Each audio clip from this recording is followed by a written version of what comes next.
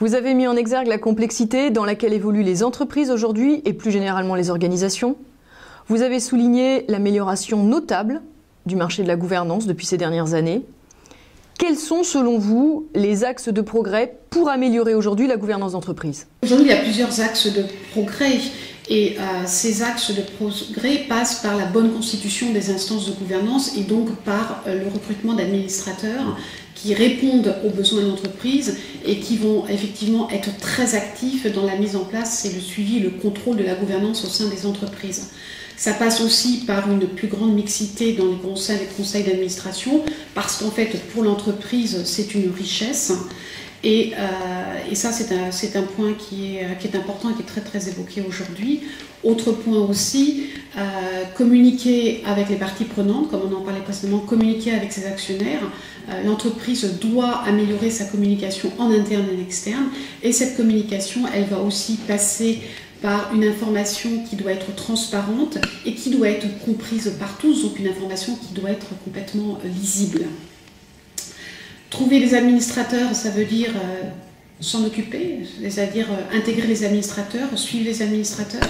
Ça veut dire aussi s'assurer que l'entreprise a la bonne gouvernance mise en place.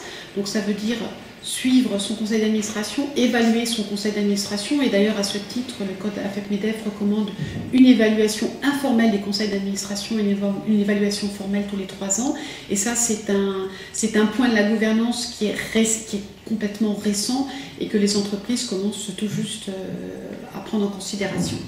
Il est aussi important au sein des entreprises de mettre en place des règles de contrôle en interne et aussi tout un processus d'évaluation et de suivi des risques. Ceci étant, je pense qu'aujourd'hui, plus que jamais, il faut laisser aux entreprises une certaine liberté, leur faire confiance, ne pas légiférer systématiquement et leur laisser effectivement cette liberté d'expliquer et de prendre les décisions qui sont importantes pour la croissance de leur entreprise.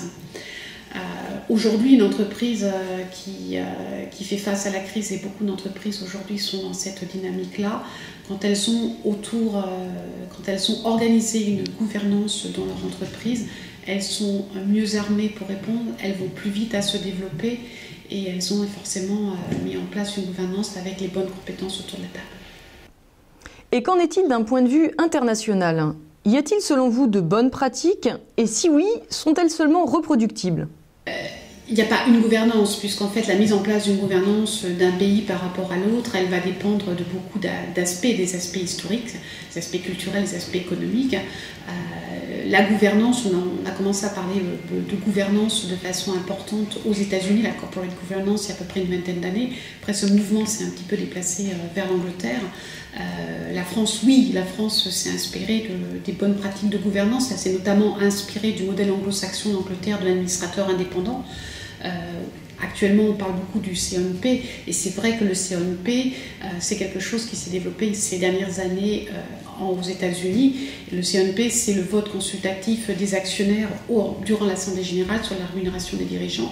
Et d'ailleurs, Publicis, le groupe Publicis, cette année, a prévu de mettre en place ce rôle consultatif pour la première fois en France. Donc oui, on s'inspire de la gouvernance, de ce qui se passe dans le monde, mais oui, on adapte ces règles de gouvernance en fonction du pays dans lequel on se trouve, même si on s'oriente de plus en plus vers une globalisation des échanges et donc avec des règles communes. Un autre exemple très d'actualité, c'est ce qui s'est passé il y a quelques semaines en Suisse, où il y a eu un référendum d'organiser et où la population suisse a eu la possibilité de s'exprimer sur différents sujets de la rémunération du dirigeant. Et pour un pays assez libéral comme la Suisse, le résultat du référendum était assez étonnant et les Suisses se positionnent nettement en faveur d'une limitation ou du moins d'un encadrement de la gouvernance des entreprises dans le domaine de la rémunération. Quand on sait que la gouvernance d'entreprise est un levier de performance certain pour les entreprises, diriez-vous que les entreprises ont la gouvernance qu'elles méritent?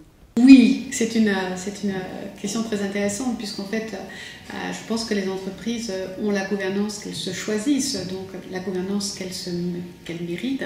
Et n'oublions pas que la mise en place d'une gouvernance dans beaucoup d'entreprises, notamment dans les PME-TI, elle est complètement liée au choix du dirigeant. Donc si un dirigeant aujourd'hui ne souhaite pas s'entourer de compétences externes, c'est son choix, donc c'est sa gouvernance, même si elle est relativement limitée. Et c'est vrai qu'aujourd'hui, quand on regarde, si je reprends les PME, l'exemple des PME-TI, le dirigeant est souvent seul. Il a souvent autour de lui peu de compétences multiples. Souvent, quand il a mis en place une gouvernance, autour de la table, on va trouver des membres de sa famille avec des compétences certes, mais pas forcément les compétences dont il a besoin pour développer son entreprise.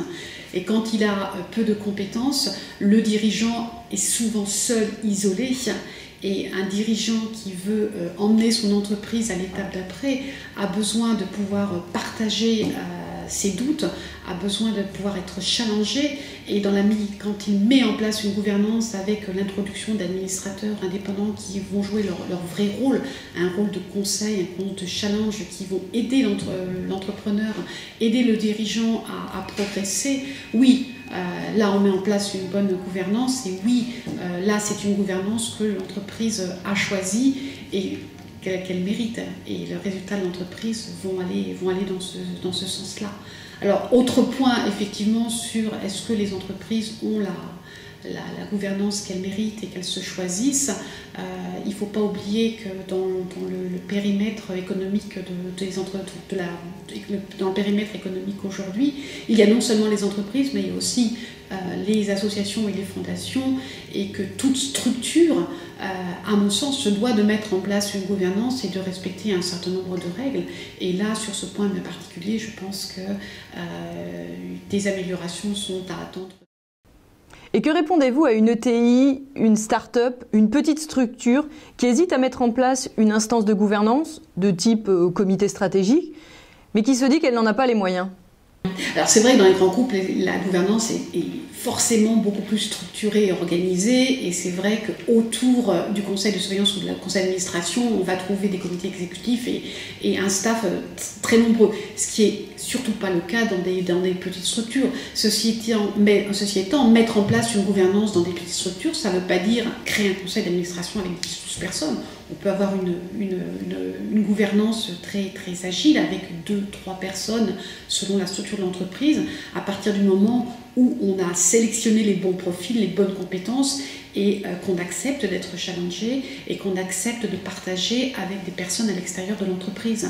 Alors le coût d'un administrateur, la rémunération d'un administrateur, ce n'est pas un salaire.